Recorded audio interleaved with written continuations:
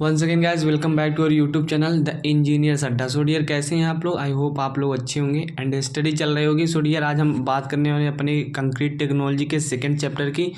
And इसके पहले वाले लेक्चर हमने कम्प्लीटली चैप्टर 1 को कंप्लीट कर लिया है और विथ बेसिक कॉन्सेप्ट हमने चीज़ों को क्लियर किया है और ज़्यादा लॉन्ग भी लेक्चर नहीं था। आप उन लेक्चर्स को देख सकते हैं और इसके पहले वाले लेक्चर को देखकर ही ये लेक्चर अटेंड कीजिएगा, क्योंकि उससे रिलेटेड है ये लेक्चर। देखिए, यदि हम कंटिन्यूटी बनाए रहते हैं तो चीज़ों को समझने में आसानी होती है। ओके, तो ये चैप्टर हमारा क्या है? चैप्टर हमारा जो इंग्रेडिएंट ऑफ कंक्रीट है। इंग्रेडिएंट ऑफ कंक्रीट है मतलब कंक्रीट के, ये देखिए जो सिलेबस है हमारा इंग्लिश में लिखा है, लेकिन हिंदी के बुक में भी इंग्लिश में लिखा है, तो इंग्लिश में ही हम समझेंगे और हिंदी में आपको डिफिनीशन वगैरह हम बताएंगे। ओके, तो आप देख सकते हैं कि इंग्रेडिएंट ऑफ कंक्रीट है हमारा। तो इसमें पढ़ना क्या क्या है? बेसिकली पढ़ना क्या है, आप देख सकते हैं कि सीमेंट के बारे में पढ़ना है। पहला सीमेंट ही टॉपिक है। फिजिकल प्रॉपर्टीज ऑफ सीमेंट, उसकी फिजिकल प्रॉपर्टीज़ के बारे में पढ़ना है। क्या पढ़ना है? सीमेंट के बारे में पढ़ना है और उसकी फिजिकल प्रॉपर्टीज़ के बारे में पढ़ना है। और different type of cement as पर IS code. Okay, IS code के अनुसार जो सीमेंट है वो डिफरेंट टाइप की, उसके बारे में पढ़ना है। क्लियर है? तो हम आपको पहले दिखा देते हैं कि आपका सिलेबस में है क्या, कोई भी टॉपिक छूटे ना आपको, तो हम ये चीज़ें आपको दिखा रहे हैं। ओके, तो एग्रीगेट को पढ़ना है एंड आप देख सकते हैं एक classification of aggregate according to size and shape और साइज के अनुसार हमें एग्रीगेट के बारे में समझना है। एंड कैरेक्टरिस्टिक्स ऑफ, क्या पढ़ना है? Characteristics of aggregate, particle size and shape, surface texture, specific gravity of aggregate, bulk density, water absorption.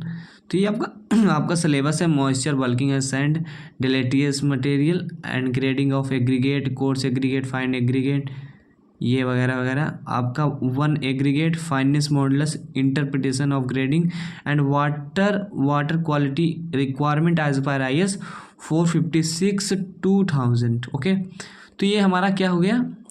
Completely हमारे इंग्रेडिएंट ऑफ कंक्रीट में हमारा आ गया। क्लियर है? तो ये सब टॉपिक्स हमें पढ़ने हैं। हम टॉपिक्स इसलिए दिखा दे रहे हैं क्योंकि आप अपने सिलेबस के अकॉर्डिंग पढ़ रहे हैं या नहीं, ये आपको मालूम हो जाए। बुकों में और भी चीज़ें दी जा सकती हैं, नहीं भी दी जा सकती, लेकिन हम सिलेबस के अकॉर्डिंग पढ़ेंगे और चीज़ों को एकदम बेसिकली क्लियर करते हुए चलेंगे। तो चलिए, आज हम पढ़ेंगे अपने इंग्रेडिएंट ऑफ कंक्रीट, जिसमें हम सीमेंट के बारे में पहले पढ़ेंगे। सो गाइस, चलिए हमें क्या पढ़ना है? सीमेंट के बारे में जैसे कि हमें पढ़ना है। और इसमें क्या है कि इसमें हमें properties of physical properties of cement, मतलब सीमेंट के भौतिक गुण। हिंदी वाले ध्यान दें कि सीमेंट के भौतिक गुण, फिजिकल प्रॉपर्टीज़ ऑफ सीमेंट पढ़ना है हमें। फिजिकल प्रॉपर्टीज ऑफ सीमेंट, ये हो गया हमारा पहला topic. And types of cement के बारे में पढ़ना है। तो types of cement and physical properties of cement. तो इसके पहले हम क्या करते हैं, सीमेंट को थोड़ा समझ लेते हैं।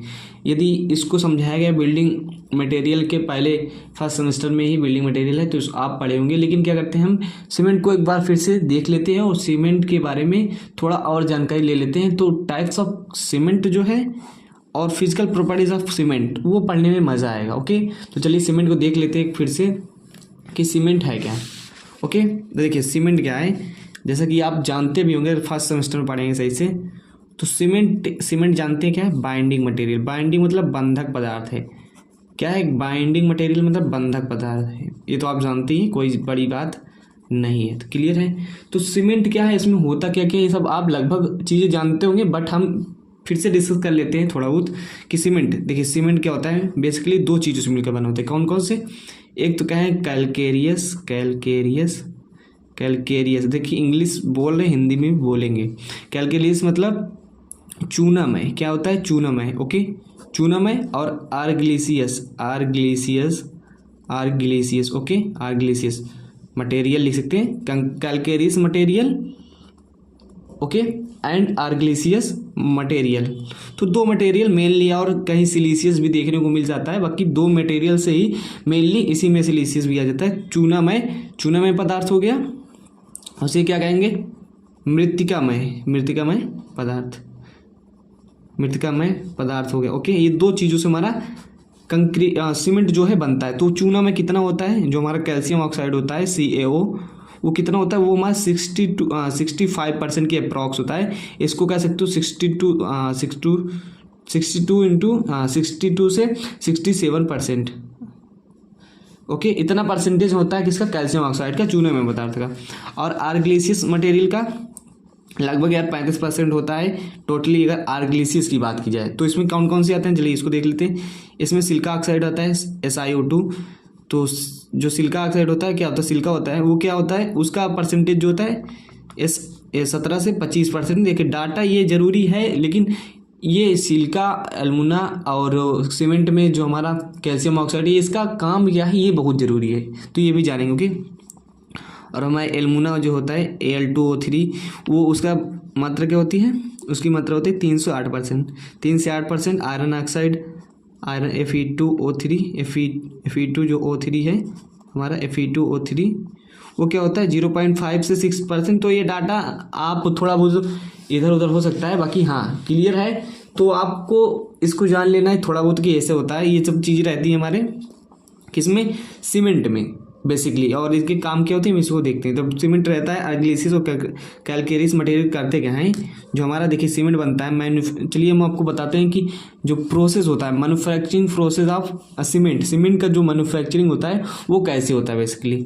तो flow chart of manufacturing of cement देखते हैं हम, इसका फ्लो चार्ट देखेंगे और मोटा मोटा जानेंगे कैसे सीमेंट बनता है। सीमेंट जो है हमारा, सीमेंट पहले क्या होगा हमारे, इसमें कैलकेरियस क्या होगा, कैलकेरियस मतलब कैलकेरियस, ये कैलकेरियस मटेरियल हो गए, एंड आर्गिलिसियस मटेरियल हो गए। कौन कौन से, यही सब हमारे सिलिका ऑक्साइड, एल्युमिना और तो ये सब चीज़ें हो गई। आर्गिलिसियस आ गए, क्लियर है। देखिए वीडियो में प्लीज़ कंटिन्यू बने रहिए, तभी चीज़ों को आपको समझ में आएगा। आर्गिलिसियस और कैल्शियस मटेरियल हो गए। अब ये होते क्या हैं कि ये जो होते हैं हमारे मटेरियल, ये दोनों क्या होते हैं, एक टैंक में मिलाए जाते हैं। क्या होते हैं, टैंक में वाश मिल में पाया जाता है। क्या कहाँ जाता है, वाश मिल में। ओके, ये भी हमारा इसमें गया। इसमें देखिए मोटा मोटा आपको फ्लो चार्ट बताएंगे। इसके पहले भी क्या होता है कि आप कह सकते हैं कि इसको क्रश कर लिया जाता है, क्रश करके अब इसको वाश मिल में ले जाया जाएगा। कहाँ ले जाएगा, वाश मिल में। और वाश मिल में ले जाया जा रहा है, मतलब सॉरी धावन चक्की में। क्या वाश मिल है आपकी, धावन चक्की में ले जाया जा रहा है। ओके, तो इसमें क्या करते हैं 30 से 40% पानी ऐड कर देते हैं इधर से पाइप के थ्रू वाश मिल में। तो वाश मिल क्या है, धावन चक्की है, जैसा कि नाम से ही मालूम हो जाए। अब क्या बनेगा, जब यहाँ वाश मिल में ये जाएगा दोनों चीज़, आर्गिलिसियस और कैल्शियस, तो क्या होगा, वाश मिल जाएगा। अब वाश मिल में क्या होगा, धावन चक्की है, तो इसको क्रश करेगी, पीसेगी, और पीसने के बाद क्या होगा कि ये स्लरी बनाएगी। स्लरी क्या होता है, घोल होता है। स्लरी क्या होता है, घोल होता है। मतलब आप देखे होंगे कि सीमेंट में पानी मिला देते हैं, मतलब सीमेंट जो घोल होता है वो स्लरी होता है, जो बनता है। अब जब यहाँ क्रश होगा तो जो निकलेगा वो स्लरी होगा। ओके, तो स्लरी क्या कह रहे हैं, स्लरी टैंक में भर लेंगे। स्लरी टैंक में, इसको टैंक नंबर 1 बोल देते हैं, इसमें भर लेते हैं। ठीक है, स्टोर कर लेते हैं भाई, जाहिर सी बात है स्टोर करेंगे, स्लरी बन गई है। तो अब क्या करते हैं, इसको टैंक 2 में भेज देते हैं। टैंक 2 बड़े बड़े हौज रहते हैं वहाँ, जहाँ सीमेंट का प्लांट लगा रहता है। तो टैंक 2 में क्या होता है, आप देख सकते हैं। टैंक टू में इसको क्या करते हैं, हम इसका क्या करते हैं, जांच एवं अनुपादन करते हैं। जो इसमें टैंक 1 से टैंक 2 में आया है, तो इसकी क्या करते हैं, जांच करते हैं कि जो चीज़ें मिली हैं सही से पीसा है, मतलब वाश मिल में सही से पीसा गया है, और जो हमारे मटेरियल है कम ज़्यादा तो नहीं है। तो वहाँ हम जाँच और अनुपादन करते हैं, इसको चेक करते हैं। ओके, और कुछ प्लस एडमिक्सर क्या होते हैं अभी बाद में बताएंगे। कुछ एडमिक्सर्स भी बढ़ा देते हैं, जो कि उनकी क्वालिटी और क्वांटिटी इंप्रूव करता है। तो ये चीज़ें हैं सिंपल सी। टैंक 2 में जाएगा, टैंक 2 में जाएगा तो काम, अब इसके बाद क्या जाएगा, टैंक 3 में जाएगा। जब यहाँ से देख लिया गया, जाँच अनुपातन हो गया, टैंक 3 में जाएगा, तो यहाँ क्या होगा, यहाँ प्रिपेयर्ड स्लरी क्या हो जाएगा, प्रिपेयर्ड स्लरी मतलब तैयार स्लरी हो जाएगी। जो घोल है हमारा वो तैयार हो जाएगा। तो यहाँ प्रिपेयर्ड स्लरी हो जाएगी। आप अपने अकॉर्डिंग लिख लिए, हम समझाते जा रहे हैं, बोलते जा रहे हैं। ओके, स्लरी जब यहाँ से हो जाएगा, मतलब प्रिपेयर हो जाएगी हमारी स्लरी, तो इसको क्या किया जाएगा, स्प्रे किया जाएगा, इसको भेज दिया जाएगा। कहाँ, इसको भेज दिया जाएगा गाइस, आप देख सकते हैं। एक रोटरी किल होती है, क्या होती है, रोटरी किल, जैसे कि भट्टी होती है एक बड़ी से, तो उसको इसमें क्या करते हैं, भेज दिया जाता है। तो इसमें ये भट्टी होती है रोटरी किल, जो कि रोटेट करती है अपने एक्सिस के अबाउट, इसका बाई एक्सिस के अबाउट। ये लगभग कितनी लंबी होती है, 90 से 120 मीटर होती है, 90 से 120 होती है। और इसका जो ये डाया होता है, जो डायमीटर होता है, ये क्या होता है, ये होता है आपका 2.5 से 3 मीटर होता है। तो ये आपका डाया होता है। तो ये मतलब क्या होता है, रोटरी की होती है, एक भट्टी होती है। तो इसमें क्या होता है, अब इसको स्प्रे करके इसमें डाल देते हैं। अब क्या करते हैं, उसके साथ में कंप्रेस्ड एयर, संपीड़ित हवा और फ्यूल से ही जलेगा, फ्यूल से ये रोटरी की जलेगी। तो इसमें जो सभी हमारे मटेरियल सैलरी जल के ही सीमेंट बनेगा। तो फ्यूल में कोयला वगैरह डाल सकते हैं, एज अ फ्यूल लिख लीजिए आप, ईंधन ये डालते हैं हम। ओके, तो यहाँ पहुँचा हमारा, जब सैलरी पहुँच गया तो अब क्या होता है कि यहाँ सबसे पहले ये ड्राइंग जोन में, ये आपका ड्राइंग जोन है। जब यहाँ देखिए पूरी जो सैलरी है हमारी, क्या कहते हैं, रोटरी की है, वो पूरी हीट है। क्यों? क्योंकि इसमें संपीड़ित हवा और फ्यूल जल रहा है, इसके अंदर बहुत ही ज़्यादा हीट है। तो इसमें क्या होगा, ड्राइंग जोन, ये पहला क्या होगा, शुष्कन क्षेत्र है, इसको ड्राइंग जोन शुष्कन क्षेत्र बोलते हैं, हिंदी वाले लिख लें। ड्राइंग जोन है इसमें क्या होता है, जो हमारा सैलरी है जो कि गीला है, वो आके इसमें क्या होता है, शुष्क हो जाता है, ड्राई हो जाता है, उसमें से पानी निकल जाता है। अब दूसरे, जब यहाँ पहुँचेगा, जो जिसका टेम्परेचर कितना होता है, 250 से 500 डिग्री सेल्सियस इस जोन का टेम्परेचर होता है। 250 से 500 डिग्री सेल्सियस, क्लियर है? 250 से 500 डिग्री सेल्सियस का टेम्परेचर होता है। ओके, एंड अब क्या होगा, अब ये आएगा दूसरे जोन में आएगा, जो कि होता है कैल्सिनेशन जोन। तो यहाँ खेला होता है, यहाँ काम जरूरी है। क्या होता है कैल्सिनेशन जोन, बहुत ज़्यादा यहाँ हीट रहता है, लगभग कह सकते हो कि यहाँ 1200-1500 तक टेम्परेचर रहता है, 700 से 1500 डिग्री से कैल्सिनेशन जोन हो गया। इसमें क्या होता है, देखिए, जब हमारा कैल्सिनेशन जोन में हमारा सैलरी पहुँचता है तो इसमें होता है केमिकल रिएक्शन। जब होता है, बहुत ज़्यादा कैल्सिनेशन होता है, तो हमारे बोक कंपाउंड्स बनते हैं, 4 कंपाउंड्स बनते हैं, जिसे हम बोक कंपाउंड बोलते हैं। क्योंकि हम जानते हैं हमारे, देखो, सीमेंट में क्या कहते हैं, मेनली होता है चूना होता है, कैल्शियम ऑक्साइड और सिलिका होता है, और इसके अलावा गाइस क्या होता है, एल्यूमिना वगैरह भी होता है। तो ये सब चीज़ें होती हैं। ओके, सॉरी, तो एल्यूमिना वगैरह होता है, ये हम जानते हैं। तो अब क्या होता है कि जब कैल्सिनेशन जोन में हमारा ये सैलरी पहुंचता है, ये सब मटेरियल रहता है, तो बोक कंपाउंड बनते हैं। वो बोक कंपाउंड्स क्या होते हैं, बहुत इंपॉर्टेंट है, ध्यान दीजिएगा। वो क्या होते हैं, इंपॉर्टेंट है। वो बोक कंपाउंड जो हमारे होते हैं, बोक कंपाउंड, बोगी संगठक, बोक कंपाउंड, तो हमारे नाम इनके कुछ हैं, C3S, C2S और C3A एंड C4AF। क्या है, इसे बोलते हैं ट्राई कैल्शियम सिलिकेट। इसे बोलेंगे बेटा ट्राई कैल्शियम सिलिकेट। आप लिख सकते हैं die calcium silicate on try calcium aluminate, और इसे बोलेंगे टेट्रा एल्यूमिनोफेराइड। तो ये हो गया। देखिए, होता क्या है, सीमेंट में मेनली क्या होता है, सिलिका होता है, चूना होता है। तो जो रिएक्शन किसके बिटवीन होगा, वो हमारे सिलिका, चूना और एल्यूमिना के बीच में होगा। तो जो बोक कंपाउंड बनेंगे उसमें क्या क्या रहेगा, हमारा बोक कंपाउंड में देखिए, आप देख सकते हैं यहाँ क्या है, ये कॉमन है। क्या है, कॉमन है। कॉमन मतलब कह सकते हैं कि ये मतलब कैल्शियम जो है सब में है। क्यों? क्योंकि कैल्शियम की मात्रा ज़्यादा होती है। और क्या होती है, एस मतलब सिलिका की मात्रा भी ज़्यादा होती है, और कुछ मात्रा बची हुई है जो एल्यूमिना होता है, तो उसकी मात्रा भी कुछ होती है, और एफ जो है आयरन है। तो ये क्लियर हो गया, यही चारों चीज़ें रहती हैं आपके सीमेंट में। ओके, तो पहला क्या हो गया, C3S का मतलब क्या हुआ कि ट्राई कैल्शियम सिलिकेट, आप लिख सकते हैं डाई कैल्शियम सिलिकेट, और ट्राई कैल्शियम एल्यूमिनेट, और चौथे का नाम है टेट्रा एल्यूमिनोफेराइड। इसे हम, इसका और भी नाम है, इसे एलाइट बोलते हैं, इसे बेलाइट बोलते हैं, इसे सेलाइट बोलते हैं। तो ये ऐसे कुछ नाम है इसके। यहाँ तो आप उसको नहीं जानना है, मतलब यही बोक कंपाउंड के बारे में थोड़ा बहुत जान लीजिए कि बोक कंपाउंड्स क्या होते हैं। 4 बोक कंपाउंड्स होते हैं, जैसे कि हमने आपको बता दिया है। ओके, देखिए जब बोक कंपाउंड हमारा बन गया, जब यहाँ हमारा बोक कंपाउंड बन गया कैल्सिनेशन जोन में, इस जोन में हमारा, तो अब इस जोन में पहुँचेंगे हम, इस जोन में पहुँचेंगे, क्लिंकर जोन है ये आपका। तो यहाँ जब यहाँ पहुँचेंगे तो क्या होगा कि यहाँ से हम अब क्या करेंगे, इसको निकाल लेंगे, जो हमारा क्लिंकर रहेगा। अब ये छोटे छोटे ऐसे बड़े से इस टैंक में रख लेंगे।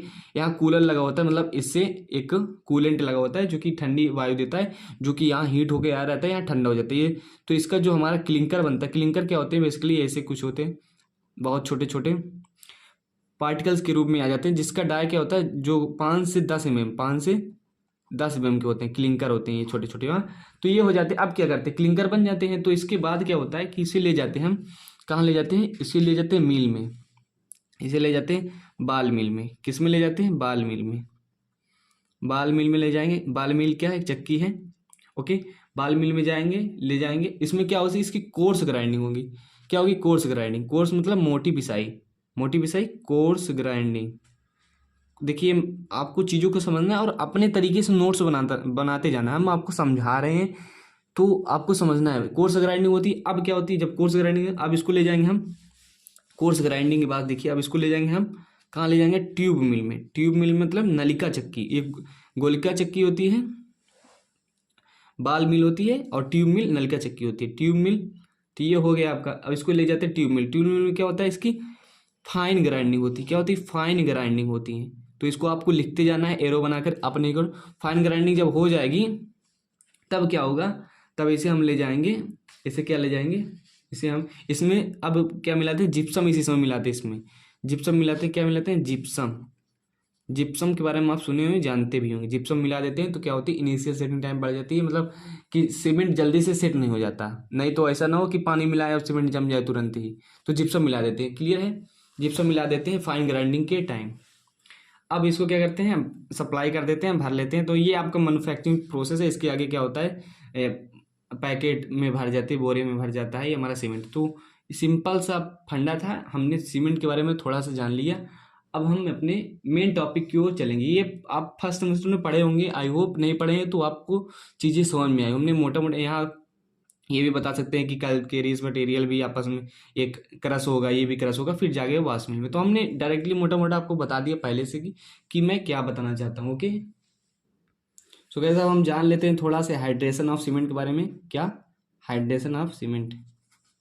हाइड्रेशन क्या है? हाइड्रेशन ऑफ सीमेंट, सीमेंट का जलायोजन।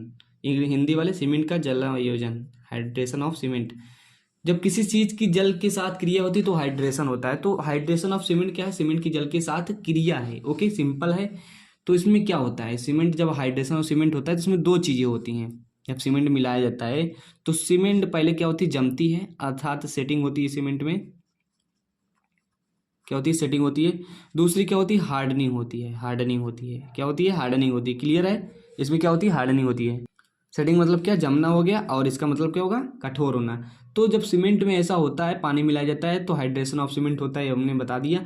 अब क्या होगा? सीमेंट में देखिए जो हमारा क्या होता है? कैल्शियम, कैल्शियम जो एल्यूमिना होता है, एल्यूमिना आपको बता दे रहे हैं। एल्यूमिना का गुण ही क्या होता है? जो एल्युमिनियम एल्यूमिना का गुण होता है वो हमारा क्या काम करता है? वो हमारा जमाव काल देता है। क्या देता है? सीमेंट में जमने का काम करता है, जमाव काल देता है। जमने का गुण है यहाँ सीमेंट के, इसके कारण, सीमेंट में होने के कारण। और हमारी बात की जाए सिलिका की तो वो कठोर होने का, क्या है? कठोर। तो इतना आप जब समझ लिए हैं कि ये प्रॉपर्टीज होती है इन दोनों कंपोनेंट की जो सीमेंट में होते हैं बेसिकली। क्लियर है? और आयरन क्या होता है आपको बता दे रहे हैं। आयरन ऑक्साइड ये कलर देता है और थोड़ा बहुत स्ट्रेंथ भी देता है, क्योंकि ये आयरन है। क्या देता है? कलर देता है, रंग देता है सीमेंट को, और एक थोड़ा बहुत स्ट्रेंथ भी देता है ये आपको। तो हमने आपको बता दिया कि इनका फंक्शन क्या है, जो कंपोनेंट है। और भाई कैल्शियम हो गया, ये तो मेन कंपोनेंट है। क्या है? मेन कंपोनेंट है सीमेंट का। तो इसके पहले हम जान लेते हैं इसको हाइड्रेशन ऑफ सीमेंट में। जब देखिए जल मिलाते हैं तो हाइड्रेशन ऑफ सीमेंट में सेटिंग होती है। सेटिंग के लिए सबसे पहले कौन सा जिम्मेदार है? हम आपको बताएं, एल्यूमिना। तो सेटिंग जो होती है हाइड्रेशन ऑफ सीमेंट जो होता है, सबसे पहले C3 रिएक्ट करता है। C3 क्या है? Calcium, try calcium aluminate. फिर उसके बाद क्या होगा? फिर हमारा C4AF, इसमें भी एल्यूमिना है। जमने सीमेंट सबसे पहले जमती है फिर कठोर होती है। तो जमने का गुण कौन देता है? एल्यूमिना, इसलिए C3A फिर C4AF। अब फिर सीमेंट क्या होगी? कठोर होगी, जो कि C3 जिसमें क्या करेगा? C3S हमारा आएगा, एंड इसके बाद C2S। ओके, C2S हो गया। तो ये थोड़ा सा हाइड्रेशन ऑफ सीमेंट के बारे में हो गया। और देखिए जब सीमेंट में सबसे पहले जमने गुण ये यही करेगा, रिएक्शन यही करेगा। देखिए ओके, एक दिन तक लगभग ये रिएक्शन करता है, और ये लगभग 2 हफ्ते तक ये करता है, 1 महीने तक, और ये 3 साल तक इसकी रिएक्शन चलती रहती है। तो ये छोटी चीज़ें हो गई। तो आपको क्या बता दें कि ये जब C3 सबसे ज़्यादा हीट रिलीज करता है, क्या आता है? हीट। क्यों? क्योंकि सब जमने की प्रक्रिया में भाई कुछ तो एनर्जी लॉस होगी, ये तो हीट भी ज़्यादा रिलीज करता है। और सबसे ज़्यादा कठोरता में क्या होता है? C3S, ये भी हीट रिलीज करता है। तो ये थोड़ी बहुत जानकारी हो गई आपके लिए। और लो हीट वाले सीमेंट जब बनाते तो इसी को डाउन कर देते हैं। तो वो अभी बाद में हम समझेंगे, आप जान लीजिए कि हाइड्रेशन ऑफ सीमेंट क्या है, कि जल के साथ जब पानी मिलाते हैं सीमेंट का तो सेटिंग होती है, हार्डनिंग होती है। तो ये आपका सीक्वेंस हो जाता है। क्लियर है। तो अब हम पढ़ेंगे क्या, प्रॉपर्टीज ऑफ। अब बेसिकली ये थोड़ा ओवरव्यू था, मतलब पिछले जो इसके फर्स्ट सेमेस्टर में पढ़े होंगे वो उसके बारे में जानकारी थी। अब हम अपने टॉपिक की ओर पढ़ेंगे जो कि properties of physical properties of concrete cement. चलिए guys, physical properties of concrete के बारे में पढ़ते हैं और डिस्कस करते हैं फिजिकल प्रॉपर्टीज ऑफ कंक्रीट क्या है। तो इसमें देखिए, इसके भौतिक गुणों के बारे में हम पढ़ना है कि सीमेंट के जो भौतिक गुण है वो क्या क्या है। तो पहला हो गया इसका फाइननेस। फाइननेस क्या है इसका, फाइन सूक्ष्मता, इसको बोलते हैं हिंदी में सूक्ष्मता। सूक्ष्मता देखिए, ये सीमेंट कितनी महीन है आप इसको देख सकते हैं। जो सीमेंट होता है, सीमेंट बैग में आप हाथ डाल के इसको आप करेंगे तो सीमेंट कितनी महीन है, तो वो उसका फाइननेस होता है। तो ये कितना होना चाहिए, उसका जो फाइननेस है वो 75 माइक्रोन से 150 के बीच में।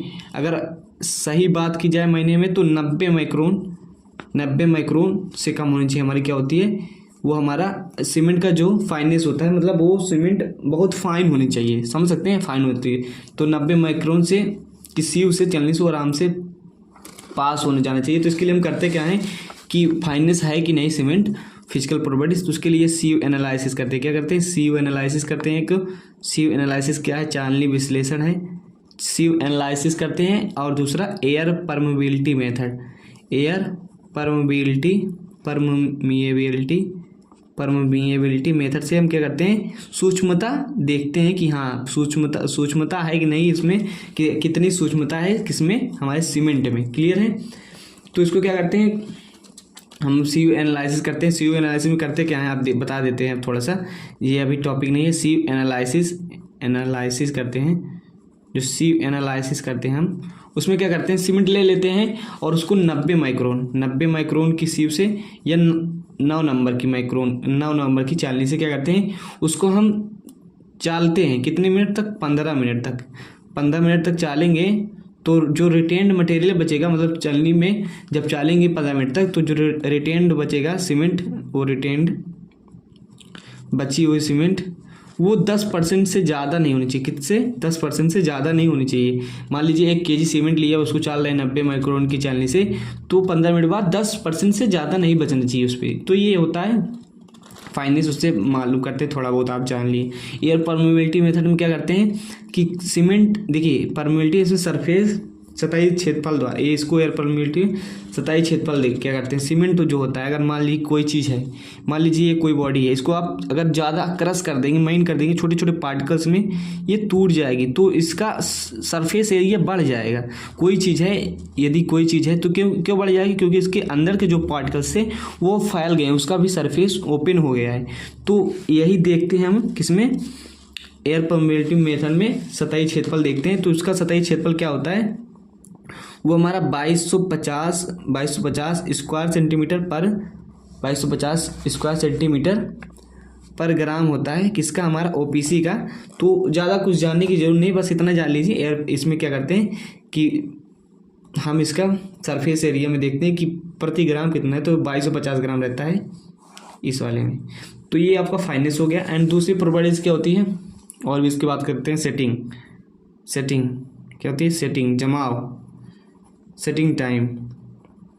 ये क्या होता है, ये 2 प्रकार होते हैं। इनिशियल सेटिंग टाइम होती है, प्रारंभिक जमाव काल जिसे बोलते हैं प्रारंभिक जमाव काल। एक अंतिम जमाव काल होता है। क्या होता है, अंतिम जमाव काल होता है। तो प्रारंभिक जमाव काल, एक अंतिम जमाव काल होता है। तो प्रारंभिक जमाव काल क्या होता है, आप इसको फर्स्ट सेमेस्टर में पढ़े होंगे, लेकिन अभी बता देते हैं कि सीमेंट जो ओपीसी सीमेंट का प्रारंभिक जमाव काल होता है वो 30 मिनट होता है। अरे भाई मान लीजिए सीमेंट में पानी मिलाया तो तुरंत जम गई, तब तो खराब है ना, कि कुछ समय टाइम ना, जो 30 मिनट होता है ओपीसी के लिए, उसका प्रारंभिक जमाव काल। ये प्रारंभिक जमाव काल वह समय होता है जिसके बाद क्या होता है कि सीमेंट अपनी प्लास्टिसिटी खोने लगती है। It is the time when cement start losing of plasticity. अब ये समझ नहीं आया होगा, प्लास्टिसिटी क्या है, जब सीमेंट को आसानी से किसी भी आकार में डाला जा सके। लेकिन जब 30 मिनट के बाद हो जाएगा ना, तो उसके जमाव काल क्या, प्रारंभिक जमाव काल होता है। तो उसके पहले ही उसको हमें किसी भी आकार में सेट कर देना चाहिए, किसी भी स्थान पे लगा देना चाहिए। ओके, तो 30 मिनट होता है ओपीसी के लिए प्रारंभिक जमा कॉल, और अंतिम जमा कॉल होता है वो 10 आवर्स होता है। क्या होता है वो 10 आवर्स होता है। तो ये थोड़ा बहुत रहा। अंतिम जमा कॉल क्या होता है कि जब ये मतलब कठोर होना शुरू हो जाती है, यही सब हमारा है। प्रारंभिक जमा कॉल मतलब जब हमारा प्लास्टिसिटी का गुण खोने लगती है, जमना शुरू होने लगता है, तो हमारा जमाव काल होता है। तो यहाँ ये नहीं है, मैंने सेटिंग टाइम पूछ रहा है। सेटिंग टाइम क्या है, फिजिकल प्रॉपर्टीज ऑफ सीमेंट में है। तो ये साउंडनेस हो गया। अब साउंडनेस के बारे में देखिए, आप फर्स्ट सेमेस्टर में सब चीज़ें पढ़े होंगे कि विकार्ट ऑपरेटर से टेस्ट करते हैं, तो जब प्लंजर इतने सेंटीमीटर ऊपर रखता है तो उसका प्रारंभिक जमाव काल होता है। ये सब डिफिनीसन, प्रॉपर डिफिनीसन। साउंडनेस की बात की जाए, निर्दोषता, साउंडनेस, निर्दोषता। Okay, soundness. देखिए, कोई चीज़ जैसा होना चाहिए यदि वैसा है तो वो साउंड है। नहीं समझ में आया? कोई चीज़ जैसा है अगर वो वैसा है तो वो साउंडनेस है, उसमें साउंडनेस है। लेकिन होता क्या है सीमेंट में, बेसिकली सीमेंट में होता क्या है, सीमेंट में जो चूना होता है वो मैग्नीशियम होता है, वो जब कैल्सिनेशन जोन में जल रहा होता है तो सही से न जलने के कारण मुक्त चूना और जो मैग्नीशियम होता है वो हमारे सीमेंट में रहता है, जिसके कारण होता है क्या, सीमेंट जब जम जाती है, सीमेंट जब जम गई और लग गई तो क्या होता है, उसमें आप देखते होंगे कभी कभी क्रैक्स डेवलप हो जाते हैं सतहों पे जहाँ सीमेंट लगी रहती है। तो उसी के कारण होता है, साउंडनेस के कारण। इसके लिए क्या करते हैं, एक टेस्ट करते हैं जो ली चैटलियर ऑपरेटर्स को टेस्ट करते हैं। तो ये सब हो गया। आप इसमें लिख सकते हैं साउंडनेस या सीमेंट का मतलब फिजिकल प्रॉपर्टी है, जिसमें सीमेंट जो होता है हमारा साउंड होना चाहिए, निर्दोष होना चाहिए। साउंडनेस हो गया। तो हीट ऑफ हाइड्रेशन हो गया। अब बात ये हो गया ली चैटलियर ऑपरेटर्स के बारे में आप जानते होंगे। एक ऐसा ऑपरेटर्स होता है ऐसे कुछ करके, ये 2D फिगर है, ये कुछ लेंथ का होता है। तो ये जो है फैलना नहीं चाहिए, किसमें, इसमें पेस्ट भरते हैं, वो 10 mm से ज़्यादा नहीं एक्सपेंड करना चाहिए। तो साउंडनेस इसी टेस्ट करते हैं, आप जानते होंगे। तो हमें फिजिकल प्रॉपर्टीज़ के बारे में जानना है, ना कि टेस्ट के बारे में जानना। ओके, ये साउंडनेस भी होता है, इसके बारे में आप 2-4 लाइन लिख दीजिएगा। हीट ऑफ हाइड्रेशन क्या है कि सीमेंट जब जमता है, सीमेंट जब पानी के साथ मिलता है तो हीट ऑफ हाइड्रेशन है, कुछ एनर्जी देता है। क्या होता है, कुछ एनर्जी रिलीज करता है, वो हमारा क्या होता है, सीमेंट में पानी मिलाने से सीमेंट में पानी मिलाने से जो रिएक्शन होती है क्या होता है, हीट ऑफ हाइड्रेशन के बारे में बात करें। हीट ऑफ, देखिए हम डिफिनीशन किसी का लिख नहीं रहे प्रॉपर, आपको बता दे रहे हैं, आप समझ के इसको अपने अकॉर्डिंग लिख लीजिएगा, आप छोटे बच्चे नहीं। ओके, हीट ऑफ हाइड्रेशन क्या है, सीमेंट में जब पानी मिलता है तो उसमें रिएक्शन होती है। क्या होती है, रिएक्शन होती है, हीट निकलती है जो अप्रोक्स 120 कैलोरी पर ग्राम, ये डाटा मेन है, 120 कैलोरी पर ग्राम हीट रिलीज करती है। तो वो हीट ऑफ हाइड्रेशन हो गया कि सीमेंट में जब पानी मिलाते हैं तो रिएक्शन होती है, हीट निकलता है। तो इसमें आप इसके प्रॉपर्टीज़ में लिख देंगे, इसमें कोई रॉकेट साइंस तो है नहीं, सिंपल है। अब क्या बात करते हैं हम बात करते हैं अपने कंप्रेसिव स्ट्रेंथ ऑफ कंक्रीट की। किसकी बात करते हैं, अब हम बात करते हैं अपने कंप्रेसिव स्ट्रेंथ की। Compressive strength of cement, concrete नहीं यार, सीमेंट। कंप्रेसिव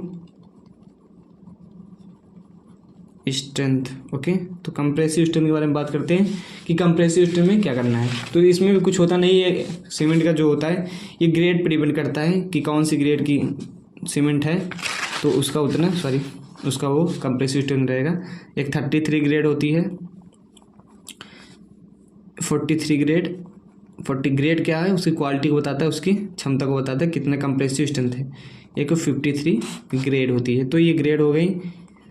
ओके, तो कंप्रेसिव स्ट्रेंथ हो गए। अब हम पढ़ते हैं स्पेसिफिक, ज़्यादा कुछ है नहीं ग्रेड में। कंप्रेसिव स्ट्रेंथ वह स्ट्रेंथ है जो उस सीमेंट के कारण उसके 28 दिन में, इसमें क्या करते हैं, टेस्ट करते हैं। यहाँ सिंपल सा है कि एक क्यूब बनाते हैं, क्या करते हैं, एक 1:3 रेशियो से क्यूब बनाते हैं। 1 सीमेंट रहेगा, 3 वो रहेगा। इस पर कंप्रेसिव स्ट्रेंथ टेस्ट जानते होंगे आप। क्या करते हैं, इसको 28 दिन के बाद, 7 दिन के बाद टेस्ट करते हैं, 28 दिन के बाद। तो कंप्रेसिव स्ट्रेंथ जो होती है वही हमारी उसकी स्ट्रेंथ होती है जो कंप्रेशन में निकलता है, यूटीएम मशीन दोनों। ओके, और स्पेसिफिक ये जरूरी है, specific gravity. Okay, specific gravity के बारे में बात करते हैं। कोई चीज़, देखिए कोई चीज़ क्या है, कोई चीज़ पानी की तुलना में कितना अधिक गुना भारी है। कोई चीज़ जो है, मान लीजिए सीमेंट की बात की जा रही है, cement how much is lighter या heavier than a water, cement कितना भारी है पानी की अपेक्षा, तो उसका स्पेसिफिक ग्रेविटी कहलाती है। तो इसके क्या है, आप आराम से लिख लेंगे, सीमेंट पानी की तुलना में कितना अधिक गुना भारी है वो उसका स्पेसिफिक ग्रेविटी कहलाता है। तो बता दे रहे हैं आपकी सीमेंट की स्पेसिफिक ग्रेविटी जो होती है, स्पेसिफिक ग्रेविटी ऑफ सीमेंट जो होता है वो होता है आपका 3.15। एक नंबर होता है, क्या होता है, एक नंबर होता है जो ये बताता है कि कोई चीज़ पानी की तुलना में कितना अधिक भारी है।